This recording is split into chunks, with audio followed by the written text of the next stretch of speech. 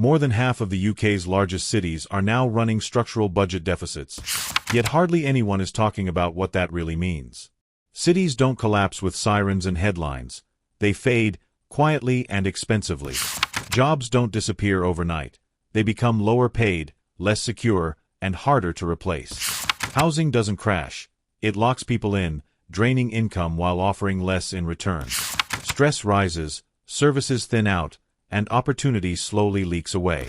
By the time most people realize something is wrong, they're already trapped by mortgages, careers, or family ties. This isn't about panic or prediction. It's about recognizing the early warning signs hiding in plain sight, before declining quality of life becomes the new normal. Number 10. Luton.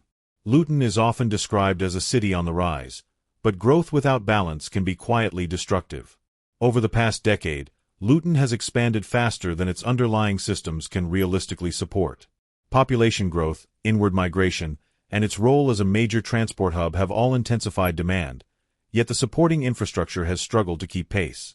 Roads are busier, public services are stretched thinner, and everyday friction has become part of daily life. Growth, in this case, hasn't translated into ease or opportunity. It has translated into pressure. The city's transport links are both its biggest strength and its most underestimated burden. Proximity to London, the airport, and key rail routes brings constant movement, but not proportional reinvestment. Trains are crowded, commuting times are unpredictable, and local roads absorb traffic that the city was never designed to handle at this scale. When transport becomes something residents endure rather than benefit from, productivity quietly erodes. Time lost in transit is energy not spent building skills, businesses, or stability. Housing is where the strain becomes most personal. Prices and rents have risen sharply, driven by commuters and investors chasing connected city value. For many residents, housing now consumes a growing share of income without delivering long-term security. When more money goes into simply staying in place, less is available for savings, education, or entrepreneurship. Over time, this creates a workforce that is present but financially constrained, working harder just to stand still. What makes Luton especially vulnerable is the illusion of advantage. Connectivity is assumed to equal opportunity, but without parallel investment in wages, services, and quality of life improvements, connectivity can exhaust rather than empower. The city keeps moving, but many residents feel stuck within it. This is how urban decline often begins, not with collapse, but with a slow mismatch between growth and lived reality, where momentum masks mounting strain. Number 9. Nottingham. Nottingham is often held up as a success story. Lively streets, busy campuses, and a constant sense of movement driven by one of the largest student populations in the country. On the surface, this creates an image of energy and renewal.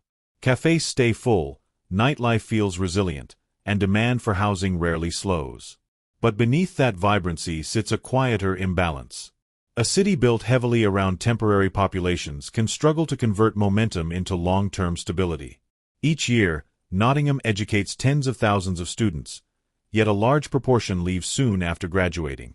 The local economy produces degrees faster than it produces high-quality graduate roles. As a result, talent flows outward to London, Manchester, or abroad, while the city retains the costs of education, housing pressure, and service demand. This constant churn creates the appearance of growth without the depth of continuity that sustains strong local career ladders. Housing highlights the problem sharply. Rents have risen steadily, fueled by student demand and investor interest, but local wage growth has not kept pace. For long-term residents and early career professionals who stay, this creates a narrowing gap between effort and reward. Living costs climb as if the city were a major economic hub, while salaries reflect a more limited employment base. Over time, this squeezes disposable income and delays milestones such as home ownership or family stability. What makes Nottingham particularly fragile is how well the instability is hidden. A lively city center can disguise the fact that many residents are not building long-term roots. Businesses adapt to short-term demand, councils plan around fluctuating populations, and communities struggle to maintain continuity. For those who stay beyond the student phase, the city can begin to feel like it rewards motion more than commitment. Nottingham's challenge isn't a lack of energy, it's the absence of conversion. When vibrancy doesn't translate into a durable opportunity, Cities risk becoming places people pass through rather than build within. That slow erosion of long-term reward is often an early signal of deeper urban strain, long before decline becomes visible. Number 8. Wolverhampton. Wolverhampton sits uncomfortably close to some of the UK's strongest economic centres, yet the benefits of that proximity remain uneven. Located within the orbit of Birmingham and the wider West Midlands, the city is often described as well-positioned. But position alone does not guarantee participation. While neighboring hubs attract investment, higher wages, and job density, Wolverhampton absorbs the overflow population pressure without proportional economic uplift. Housing is the clearest example of this imbalance. As prices rise in nearby cities, demand spills outward, pushing more people into Wolverhampton in search of affordability. This inflow drives up rents and property values, but without a matching rise in local wages. The result is a city where living costs increasingly reflect regional growth, while incomes remain anchored to a weaker local job market. For residents, this creates a quiet squeeze, paying more to live in a place that offers limited upward mobility. Commuting deepens the strain. Many residents travel daily to Birmingham or beyond for work, turning proximity into dependency. Time spent commuting drains energy and productivity, while transport costs eat into already stretched budgets. Over time, this pattern hollows out the local economy. Skills, ambition, and spending power flow outward each morning and return late, leaving fewer resources circulating within the city itself. The danger for Wolverhampton lies in being near growth but excluded from it. Investment tends to cluster where returns are fastest, and cities on the edge can be overlooked despite carrying the social and housing pressures of expansion. Local businesses struggle to compete with better-funded neighbors, and councils face rising demand without the tax base to support it. This mismatch builds slowly, often unnoticed by those focused on regional success stories. Wolverhampton's situation reflects a broader urban risk: proximity without inclusion. When a city becomes a support system for nearby growth rather than a participant in it, long-term resilience weakens. The city doesn't collapse, it endures, stretched thin, balancing rising costs against limited opportunity. That quiet imbalance, sustained over years, is often how deeper urban decline begins to take shape. Number 7. Sunderland. Sunderland's economic story has long been tied to manufacturing, and for decades, that identity provided stability, pride, and relatively secure employment. But in a rapidly automating economy, reliance on a narrow industrial base has become a growing vulnerability. Modern manufacturing now produces more output with fewer workers, and efficiency gains don't translate into widespread job security. What once supported thousands of households increasingly supports far fewer, leaving gaps that are difficult to fill quickly. The risk is amplified by limited employment pathways. When a city's strongest jobs cluster in one sector, workers often build skills that are highly specific but not easily transferable. If conditions shift, through automation, global supply changes, or strategic restructuring, entire career ladders can disappear at once. This doesn't show up immediately as mass unemployment. Instead, it appears as stalled progression, reduced overtime, shorter contracts, and fewer opportunities for younger workers entering the market. Economic diversification is what gives cities resilience, and this is where Sunderland faces pressure. Growth in new sectors has been slower than the pace at which traditional roles are evolving. While there are efforts to attract technology and service-based employers, the scale has not yet matched the concentration of manufacturing dependency. Without multiple strong industries pulling in different directions, shocks travel faster and hit harder, with fewer buffers to absorb them. The impact of job concentration is often underestimated because it unfolds quietly inside households. When one dominant employer or sector weakens, families adjust by delaying purchases, drawing down savings, or taking on debt. Stress rises, mobility falls, and long-term planning becomes difficult. Over time, these individual pressures accumulate into broader social strain, reduced spending, weaker local businesses, and increased reliance on public support. Sunderland's challenge is not a decline in the dramatic sense, but exposure. A city that depends heavily on a single economic engine becomes vulnerable to forces beyond its control. When opportunity narrows and alternatives are limited, stability can erode without warning. This is how economic imbalance often begins, not with sudden job losses, but with shrinking margins of safety that quietly destabilize everyday life. Number 6. Blackpool. Blackpool is one of the UK's most recognizable lifestyle cities, known for entertainment, leisure, and tourism-driven energy. On the surface, the constant flow of visitors creates the impression of resilience. Hotels remain busy, attractions draw crowds, and seasonal activity keeps money moving. But tourism can also mask deeper structural decline, especially when it becomes the dominant economic engine rather than one part of a balanced system. Seasonal work sits at the center of this vulnerability. Many tourism-linked jobs are temporary, low-paid, and insecure, rising sharply in peak months and falling away just as quickly. This creates income volatility that makes long-term planning difficult for households. Saving, career progression, and financial stability are harder to achieve when earnings fluctuate year to year. Over time, this instability quietly erodes economic confidence, even when the city appears busy and alive. The strain extends beyond employment into health and social services. Blackpool faces disproportionately high demand in these areas, partly driven by an aging population and long-term health challenges linked to economic insecurity. When incomes are unstable and opportunity is limited, pressure on public services increases.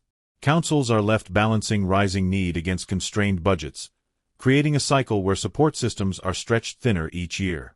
What makes lifestyle cities like Blackpool especially fragile is the emotional contradiction they create.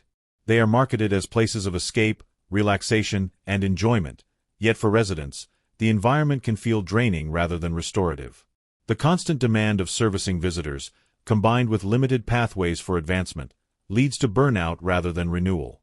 Energy flows outward to sustain the visitor economy, while less is reinvested into resident well-being and opportunity. Blackpool's challenge is not visibility, it is depth. A city that relies heavily on tourism risks becoming trapped in surface-level activity without building underlying resilience. When economic strength depends on seasons and spending moods, stability weakens quietly. Over time, the gap between appearance and reality grows, and that gap is often where long-term urban decline begins to take hold. Number 5. Stoke-on-Trent. Stoke-on-Trent is frequently presented as a city in transition, with regeneration plans, redevelopment zones, and long-term promises of renewal. On paper, these initiatives suggest momentum. In daily life, however, many residents experience a different reality. Visible progress is uneven, and the gap between strategic vision and lived experience remains wide. When regeneration is slow or fragmented, optimism fades, and uncertainty quietly takes its place. Aging infrastructure is one of the city's most persistent constraints. Roads, utilities, and public spaces built for a different era struggle to support modern productivity. Travel times increase, maintenance costs rise, and small inefficiencies stack up across daily routines. These friction points rarely make headlines, but they shape how businesses operate and how residents experience work, commuting, and access to services. Over time, outdated infrastructure becomes a ceiling on growth rather than a foundation for it. Underinvestment compounds the problem. When improvements are delayed or scaled back, the burden shifts onto individuals and local businesses. Repairs take longer, logistics cost more, and services operate with limited flexibility. This reduces competitiveness and discourages inward investment, reinforcing the cycle. A city may remain affordable in headline terms, but affordability built on underinvestment carries hidden costs that surface gradually. This is where the phrase, affordable today, becomes misleading. Lower property prices and rents can attract new residents, yet without parallel upgrades to infrastructure and opportunity, those savings are often offset elsewhere. Higher transport costs, limited job progression, and reduced service quality eat into perceived value. What seems like a financial advantage at entry can turn into a long-term trade-off that constrains mobility and earning potential. Stoke-on-Trent's challenge lies in momentum. Regeneration that moves too slowly risks losing public trust and economic relevance at the same time. Cities don't decline because they lack plans. They decline when execution fails to keep pace with need. When infrastructure ages faster than it is renewed, and investment lags behind expectation, the cost is paid not all at once, but gradually, through lost efficiency, stalled ambition, and a narrowing sense of possibility. Number 4. Middlesbrough. Middlesbrough carries a deep industrial legacy that once defined its economic strength and community identity. Heavy industry provided stable employment and clear pathways for generations. The challenge today is that much of this foundation has faded without a strong, modern replacement fully taking its place. What remains is a city in transition, where the past still shapes skills and expectations, but the future has yet to offer equivalent security. The local employment ecosystem is fragile because it lacks breadth. When job opportunities cluster in a limited number of sectors, even small disruptions can have outsized effects. Contract work, short-term projects, and public sector reliance create uncertainty rather than momentum. For many residents, employment feels conditional, dependent on funding cycles, external decisions, or economic trends beyond local control. This fragility discourages long-term planning and weakens confidence in upward mobility. Pressure on public services intensifies this imbalance. Weaker local economies generate higher demand for support while producing a smaller tax base to fund it. Health, housing, and social services operate under sustained strain, often acting as safety nets rather than springboards. When services are stretched, response times lengthen and quality declines, adding friction to daily life. These pressures are not isolated issues. They feed back into economic vulnerability by limiting stability and opportunity. The human impact is where the effects become most visible. In cities with weak local economies, personal stress rises even when employment exists. Incomes are less predictable, options feel limited, and the margin for error narrows. Families delay decisions, young people look outward for opportunity, and communities struggle to retain momentum. Over time, uncertainty becomes normalized, shaping expectations downward. Middlesbrough's risk is not sudden collapse, but cumulative strain. Without a diversified and resilient economic base, small shocks compound rather than absorb. When industry fades faster than new opportunity forms, the result is a city that works harder to stand still. That quiet tension, between effort and reward, is often one of the earliest signals that long-term urban resilience is under pressure. Number 3. Kingston upon Hull. Hull showed signs of early recovery in recent years, with investment projects, cultural recognition, and infrastructure upgrades creating a sense of momentum. For a time, this suggested a city turning a corner. More recently, that momentum has slowed. Progress has become less visible, and gains feel harder to sustain. When recovery loses pace, cities can slip into a holding pattern, not declining sharply, but failing to move forward with enough consistency to build confidence. A key vulnerability lies in limited industry diversity. Hull's economy remains concentrated in a narrow set of sectors, leaving it exposed to shifts in funding, demand, or policy. When opportunity is clustered, resilience weakens. Growth in one area cannot easily offset contraction in another, and shocks ripple more quickly through the local labor market. Without a broader mix of industries, adaptability becomes constrained. Outmigration compounds this challenge. Skilled, working-age adults often leave in search of wider career options, higher wages, or clearer progression. This doesn't happen all at once. It unfolds gradually, year by year. As talent drains away, the local economy loses not just workers, but future leaders, entrepreneurs, and taxpayers. The remaining workforce carries more pressure, while innovation and renewal slow. Housing affordability is often cited as Hull's advantage, but low prices alone do not guarantee stability. Affordable homes matter only when paired with reliable employment, career pathways, and quality services. Otherwise, affordability can mask stagnation. Residents may own property, yet feel limited in opportunity, mobility, and long-term security. Stability comes from predictability, knowing that income, services, and prospects will still exist 5 or 10 years ahead. Hull's challenge highlights a broader lesson. Stability matters more than price. Cities that offer low costs without durable opportunity risk become places people settle into rather than grow within. When recovery stalls and talent flows outward, the result is a slow weakening of the economic core. This kind of strain doesn't announce itself loudly. It accumulates quietly, shaping decisions and expectations long before decline becomes obvious. Number 2. Bradford. Bradford is one of the youngest cities in the UK, full of energy, ambition, and constant movement. Streets are busy, businesses open and close, and the population continues to grow. On the surface, this should be a powerful advantage. A young population usually signals future growth. But in Bradford's case, youth has not consistently translated into upward mobility. Activity is high, yet progress feels limited for many who live and work there. A major issue lies in the gap between skills and outcomes. Large numbers of people gain qualifications, vocational training, and work experience, but the local economy struggles to convert that human capital into strong income growth. Many roles sit at the lower end of the pay scale, with narrow progression paths.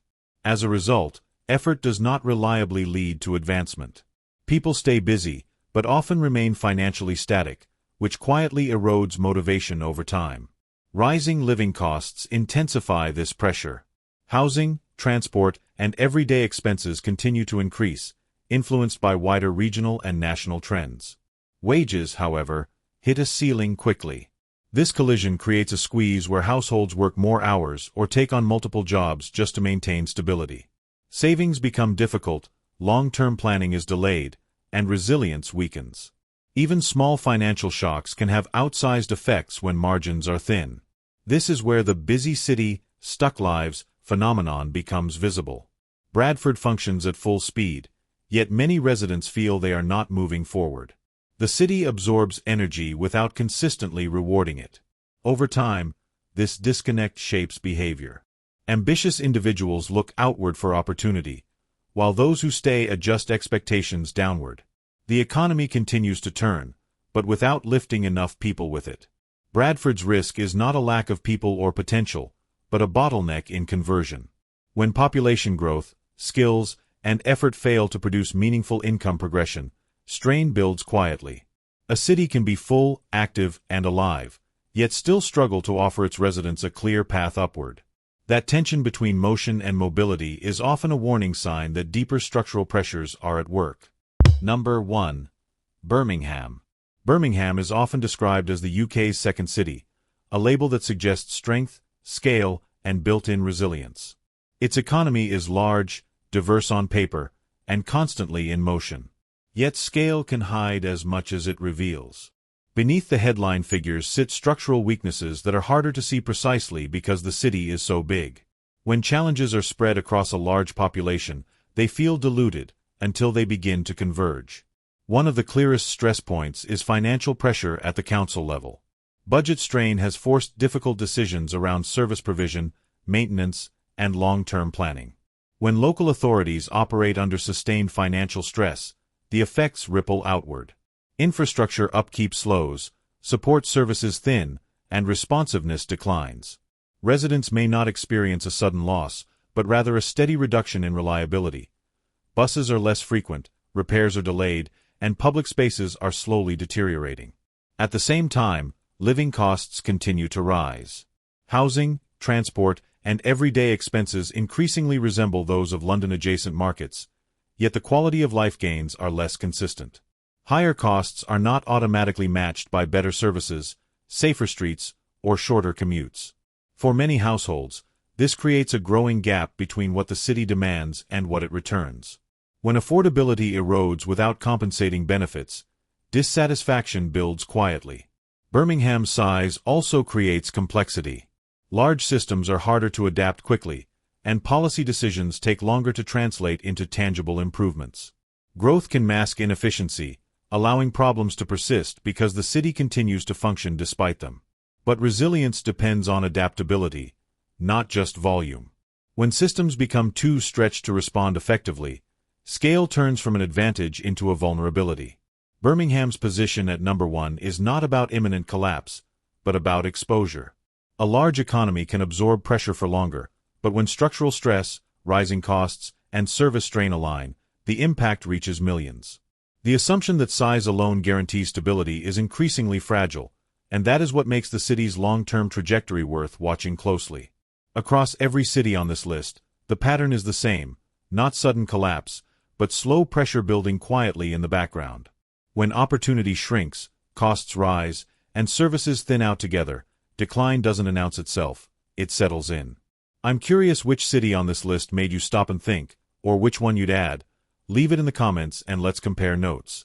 If this breakdown helped, watch our previous video where we go even deeper into what's coming next. And if you value calm, research-driven analysis like this, please support the work by subscribing. It's just one click, and it helps more than you realize.